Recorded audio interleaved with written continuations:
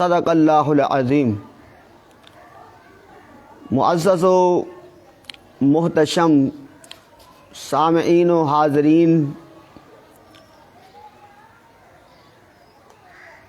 ہمارے جسم میں دل بظاہر گوشت کا ایک ٹکڑا ہے، حقیقت میں یہ ہمارے جسم کا سردار ہے۔ ہمارے جسم پر بادشاہت اسی کی ہے، اور اس دل کے بارے میں آقائے دو عالم علیہ الصلاۃ والسلام نے ارشاد فرمایا، الا ان فی الجسد مضغۃ اذا صلحت صلح الجسد کلہ واذا فسدت فسد الجسد کلہ الا وہی القلب۔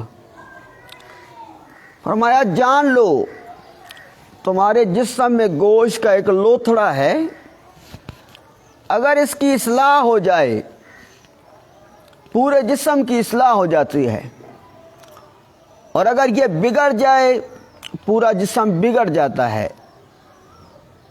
الا وہی القلب، جان لو بے شک وہ تمہارا دل ہے۔ کسی نے کہا نا، زبان کہہ بھی دیا لا الہ تو کیا حاصل، دل و نگاہ مسلمان نہیں تو کچھ نہیں۔ اور دل گلستہ تھا تو ہر شے سے ٹپکتی تھی بہار، دل بیاباں ہو گیا عالم بیاباں ہو گیا۔ لیکن اس دل کی دو کیفیتیں ہیں، یا تو یہ نرم ہوتا ہے یا یہ پتھر سے بھی زیادہ سخت ہو جاتا ہے۔ دل کا نرم ہونا یہ اللہ کا احسان عظیم ہے، اور دل کا سخت ہو جانا یہ اس دنیا میں ہمارے اعمال کی سب سے بڑی سزا ہے۔ اللہ تبارک و تعالیٰ دنیا میں جب کسی عمل کی سزا دینا چاہے، اللہ رزق بند نہیں کرتا۔ اللہ تعالیٰ چاند کو حکم نہیں دیتا تو نے میرے اس بندے کے اوپر کرنیں نہیں بکھیرنی، سورج کو نہیں کہا جاتا کہ تو نے اس بندے کے سر پہ آج روشن نہیں ہونا۔ اللہ تعالیٰ اس دنیا میں جو اعمال کی سزا دیتا ہے ان میں سب سے بڑی سزا وہ یہ ہے کہ بندے کا دل سخت ہو جائے۔ دل کی سختی کا مطلب یہ ہے کہ یہ اثر نہ قبول کرے، اس کے سامنے قرآن و حدیث بیان ہوتا رہے اور اسے کچھ اثر نہ ہو، اسے دن میں 5 مرتبہ مسجد سے یہ صدا آئے، حی علی الصلاۃ، حی علی الفلاح، آؤ نماز کی طرف، آؤ دنیا و آخرت کی کامیابی کی طرف، لیکن یہ اس طرف توجہ بھی نہ کرے۔ یہ ہے دل کی سختی کہ دل اثر قبول ہی نہیں کرتا۔ اللہ رب العزت نے قرآن پاک میں فرمایا، وَمَنْ شَرَحَ اللَّهُ صَدْرَهُ لِلْإِسْلَامِ فَهُوَ عَلَىٰ نُورٍ مِّن رَبِّهِ، کہ اللہ تبارک و تعالیٰ جس بندے کے سینے کو اسلام کے لیے کھول دے، مطلب یہ کہ اللہ تعالیٰ جس کے دل کو نرم کر دے کہ دین کی بات سنے تو دل اثر قبول کرے، اللہ تعالیٰ اس کے سینے کو کھول دے۔ کس کے لیے؟ للاسلام، اسلام کے لیے، حق بات قبول کرنے کے لیے۔ تو اللہ تبارک و تعالیٰ فرماتے ہیں ایسا بندہ فَهُوَ عَلَىٰ نُورٍ مِّن رَبِّهِ، وہ اللہ تعالیٰ کی طرف سے ہدایت کے نور میں ہے، وہ ہدایت یافتہ ہے۔ وَوَيْلٌ لِّلْغَاشِيَةِ قُلُوبُهُم مِّن ذِكْرِ اللَّهِ، اور ہلاکت ہے اس بندے کے لیے کہ جس کے دل کو اللہ تبارک و تعالیٰ اپنے ذکر کے لیے سخت کر دے۔ اولئک فی ضلال مبین، اور جس کے ساتھ اللہ یہ معاملہ فرما دے کہ اس کا دل سخت ہو جائے تو فرمایا وہ کھلی گمراہی میں ہے، وہ ہدایت میں نہیں ہے۔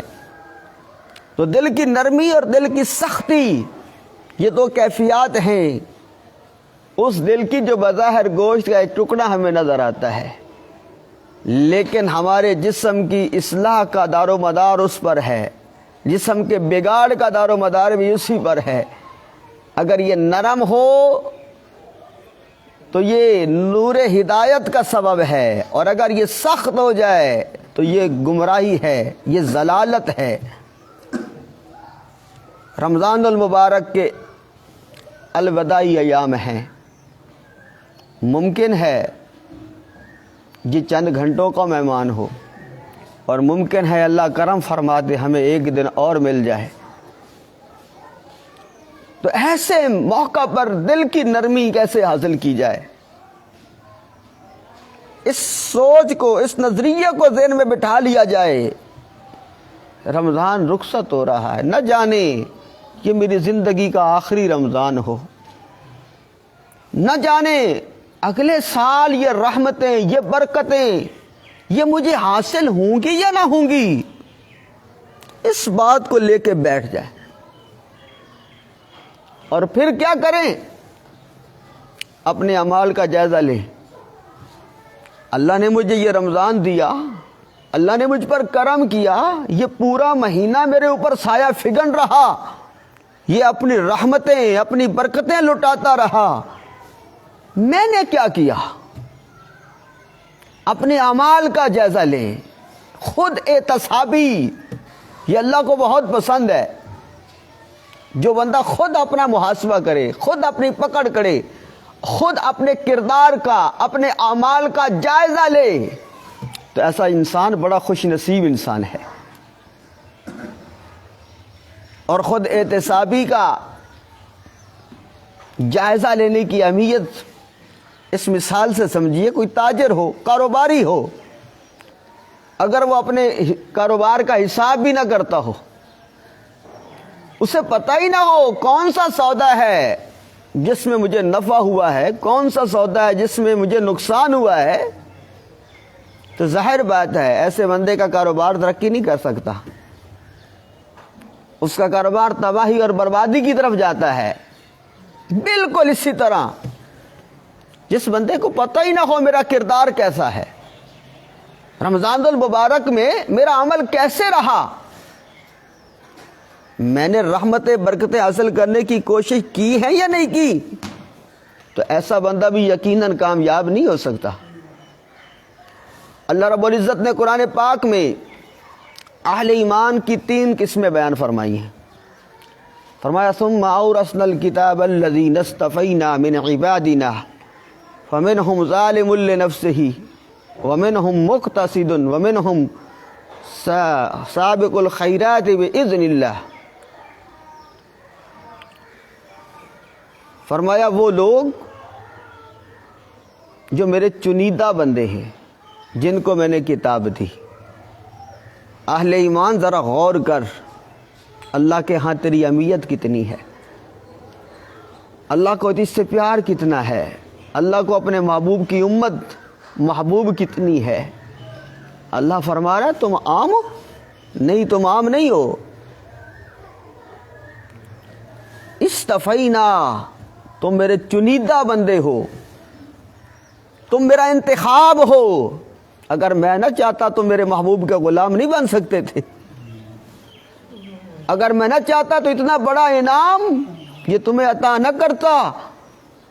دنیا میں کتنے لوگ ہیں، کروڑوں اربوں لوگ ایسے ہیں جنہیں یہ غلامی نصیب نہیں ہے۔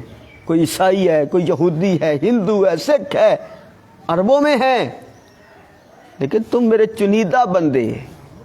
ثم اورثنا الکتاب الذین اصطفینا من عبادنا، میرے بندوں میں سے جو میرے چنیدہ بندے ہیں، جنہیں میں نے کتاب دی ہے، قرآن جیسی نعمت عطا کی ہے۔ فرمایا ان کی 3 قسمیں ہیں۔ فمنہم ظالم لنفسہ، کچھ وہ ہیں جو اپنی جانوں پہ ظلم کرتے ہیں، میری نافرمانی کرتے ہیں، میرے محبوب کی نافرمانی کرتے ہیں۔ ومنہم مقتصد، کچھ وہ ہیں جو درمیانے ہیں، نیکی بھی کرتے ہیں، ساتھ گناہ بھی کرتے ہیں۔ اور فرمایا کچھ وہ ہیں جو نیکیوں میں دوسروں سے بھی آگے بڑھ جانے کی کوشش کرتے ہیں۔ فرمایا یہ جو ہیں تیسرا گروہ، ان پر میرا بہت بڑا فضل ہے۔ اب اگر ہم رمضان المبارک کے اعتبار سے دیکھیں تو اس میں مسلمانوں کی 3 قسمیں ہیں۔ ایک گروہ تو وہ ہے جنہوں نے روزے رکھے ہی نہیں ہیں، جنہوں نے تراویح پڑھی ہی نہیں ہے، جنہوں نے قرآن نہ پڑھا ہے نہ سنا ہے، اور یقیناً یہ بہت خسارے میں رہے، نقصان میں رہے۔ دوسرا وہ گروہ ہے جنہوں نے روزے بھی رکھے، تراویح بھی پڑھی، قرآن پڑھا، قرآن سنا، لیکن ساتھ ساتھ گناہ نہیں چھوڑے۔ روزہ رکھتے تھے لیکن روزہ رکھ کر بد نگاہی کرتے تھے، روزہ رکھتے رہے ہیں لیکن جھوٹ بھی بولتے تھے، غیبت بھی کرتے رہے، قرآن کی تلاوت کرتے تھے، قرآن سنتے تھے، پھر جس زبان سے قرآن پڑھتے تھے اسی زبان سے چغلیاں بھی کرتے رہے۔ یعنی نیک اعمال تو کیے ہیں لیکن ساتھ ساتھ گناہ بھی جاری رہے ہیں، گناہوں سے کنارہ کشی اختیار نہیں کی ہے۔ انہیں اللہ نے مقتصد فرمایا، درمیانے ہیں، اور کچھ ایسے خوش نصیب ہیں جنہیں اللہ نے توفیق دی روزے رکھنے کی، تراویح پڑھنے کی، قرآن پڑھنے کی، قرآن سننے کی، لیکن ساتھ ساتھ انہوں نے زبان کی حفاظت بھی کی ہے، ساتھ ساتھ انہوں نے آنکھوں کی حفاظت بھی کی ہے، انہوں نے دل کی حفاظت بھی کی ہے، انہوں نے اپنے ہر عضو کو اللہ کی فرما برداری میں لگایا ہے۔ ایسے لوگوں کے بارے میں اللہ فرماتا ہے ان پر میرا بہت بڑا فضل ہے۔ اب ہمیں جائزہ لینے کی ضرورت ہے ان لمحات میں، ہم کس گروہ میں ہیں؟ اگر تو ہیں ان لوگوں میں جو تیسرا گروہ ہے، نیکیوں میں آگے بڑھ جانے کی کوشش کرنے والے، رمضان کا ادب کرنے والے، روزے رکھے، تراویح پڑھی، قرآن پڑھا، قرآن سنا، اور ساتھ ساتھ حتی المقدور کوشش کی کہ گناہوں سے بھی بچیں، تو یقیناً ایسے لوگ مبارکباد کے حقدار ہیں۔ وہ اللہ کے فضل کبیر کے سائے میں ہیں، اللہ کے فضل میں ہیں، ان پر اللہ کی رحمت ہوئی ہے۔ اور اگر ایسا نہیں ہے تو میرے بھائی، میرے بزرگ، پر ضرورت ہے کہ ہم جتنا جلدی ہو سکے توبہ کریں، رمضان کی رخصتی سے پہلے پہلے ہم اللہ کو منا لیں، ہم نادم ہو جائیں، شرمندہ ہو جائیں، اور ندامت کے آنسو بہاتے ہوئے اگر رمضان کو الوداع کیا تو اس رحیم اور کریم رب سے ہمیں کبھی امید ہے اللہ تعالی ہمیں معاف کر دے گا۔ کیوں؟ اسے توبہ بڑی پسند ہے، ندامت پسند ہے۔ کئی بار عرض کیا ہے، اللہ کے بابو علیہ السلام کا فرمان ہے، بندہ اتنے گناہ کر لے، زمین آسمان کے درمیان خلا کو بھر لے، لیکن اگر سچی توبہ کرے اللہ فقط معاف نہیں کرتا، نیکیوں کو، گناہوں کو نیکیوں میں تبدیل کر کے بندے کو لوٹا دیتا ہے۔ سبحان اللہ۔ تو یہ لمحات، یہ ایام جو الوداعی ہیں، ان میں ہمیں ضرورت ہے کہ ہم اپنا محاسبہ کریں، اور فقط اس دن کو آخری دن نہ سمجھیں، ان لمحات کو آخری لمحات نہ سمجھیں، بلکہ میزبان مصطفیٰ حضرت ابو ایوب انصاری رضی اللہ تعالیٰ عنہ فرماتے ہیں، ایک شخص آیا، اللہ کے محبوب کی بارگاہ میں عرض کی، یا رسول اللہ صلی اللہ علیہ وسلم، میرے لیے کچھ الفاظ ارشاد فرمائیں، مطلب مجھے کوئی نصیحت فرمائیں۔ اللہ کے محبوب علیہ السلام نے اسے 3 نصیحتیں فرمائی ہیں۔ فرمایا، تو جب بھی نماز پڑھے یہ سوچ کر نماز پڑھ، یہ میری زندگی کی آخری نماز ہے، یہ سوچ کر نماز پڑھا، اس وقت تیرا تصور یہ ہو، نظریہ یہ ہو، میں آخری پڑھ رہا ہوں، پھر کیا ہوگا؟ تیری نماز میں خشوع و خضوع ہوگا، اس وقت تمہیں آخرت کی فکر ہوگی، پھر تو نماز ایسے پڑھے گا جیسے تیرے پیچھے موت ہے، تیرے آگے کھائی ہے۔ ایسی جب کیفیت ہو اس وقت توجہ کہاں ہوتی ہے؟ اللہ کی طرف ہوتی ہے نا، اللہ پہ اس وقت نظر ہوتی ہے کہ اب مجھے اللہ ہی بچا سکتا ہے اس گہری کھائی سے۔ تو فرمایا، جب بھی نماز پڑھ یہ سمجھ کر نماز پڑھ، یہ سوچ کر نماز پڑھ، میں زندگی کی آخری نماز پڑھ رہا ہوں۔ رمضان نے تو سال کے بعد آنا ہے، ہو سکتا ہے نہ ہو، ہماری زندگی کا آخری رمضان ہو، لیکن ہمیں تو یہ سکھایا گیا ہے کہ نماز سوچ کے ساتھ پڑھا کرو کہ میں زندگی کی آخری نماز پڑھ رہا ہوں۔ بلکہ اہل اللہ فرماتے ہیں ہر آنے والے سانس کو آخری سانس سمجھو، آخری۔ بلکہ اہل اللہ نے لکھا ہے کہ سانس 3 قسم کے ہیں، ایک وہ ہے جو ہم لے چکے ہیں، ایک وہ ہے جو ہم لیں گے، اور ایک وہ ہے جو ہم لے رہے ہیں۔ اللہ والے فرماتے ہیں لے چکے وہ گزر گیا، ہمارے اختیار سے نکل گیا، اور جو لینا ہے وہ اختیار میں ہے ہی نہیں۔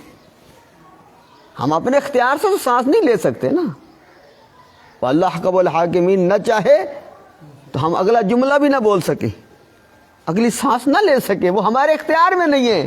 تو اللہ والے فرماتے ہیں پھر ایک ہی سانس ہے جو لے رہے ہیں، خوش نصیب ہے وہ جو اسی سانس میں نادم ہو جائے، اسی سانس میں احساس ہو جائے اور وہ اللہ سے معافی مانگ لے۔ اللہ تعالی ہمیں عمل کی توفیق عطا فرمائے، اور رمضان المبارک میں جو کوئی ٹوٹے پھوٹے ہم سے سجدے ہوئے اللہ انہیں قبول فرمائے، یہ ماد اللہ کے فضل سے تھا، ہمارا کوئی کمال نہیں تھا، اور جو کوتاہیاں ہوئی ہیں اللہ تعالیٰ اپنے فضل و کرم سے انہیں معاف فرمائے۔ وما علی الا البلاغ المبین۔ الحمدللہ رب العالمین، والصلاۃ والسلام علی سید الانبیاء والمرسلین۔ رب کریم، ہم گناہ گار بندے، خطا کار بندے، گناہوں کے انبار لیے بیٹھے ہیں، تیرے سوا کوئی نہیں جو ہمارے گناہوں کو بخشے۔ تو کریم ہے کرم فرما، تو رحیم ہے رحم فرما، ہمارے صغیرہ کبیرہ گناہوں کو معاف فرما۔ مولا تیرا مہمان رمضان المبارک پورا مہینہ رحمتیں برکتیں لٹاتا رہا، اور ہمارے ذلیل نفس انہوں نے ہمیں فائدہ حاصل نہ کرنے دیا۔ مولا ہمیں معاف فرما، رمضان المبارک کو ہم پہ راضی فرما، ہماری شفاعت کرنے والا بنا۔ رب کریم، حاضرین کی تمام جائز دلی خواہشات پورا فرما۔ دنیا بھر میں جہاں کہیں مسلمان اعتکاف کر رہے ہیں، سب کے اعتکاف کو شرف قبولیت عطا فرما۔ جنہوں نے روزے رکھے، تراویحیں پڑھی، قرآن کی تلاوت کی، قرآن کی تلاوت سنی، مولا ان کا سب یہ عمل کو منظور و قبول فرما، اور اس عمل پر استقامت عطا فرما۔ مولا جنہوں نے غفلت میں رمضان گزارا، انہیں بھی نیکی کرنے کی توفیق عطا فرما۔ مولا ان پر بھی تو راضی ہو اور انہیں اعمال صالحہ کی توفیق دے۔ وصلی اللہ تعالی علی خیر خلقہ محمد وآلہ وصحبہ اجمعین برحمتک یا ارحم الراحمین۔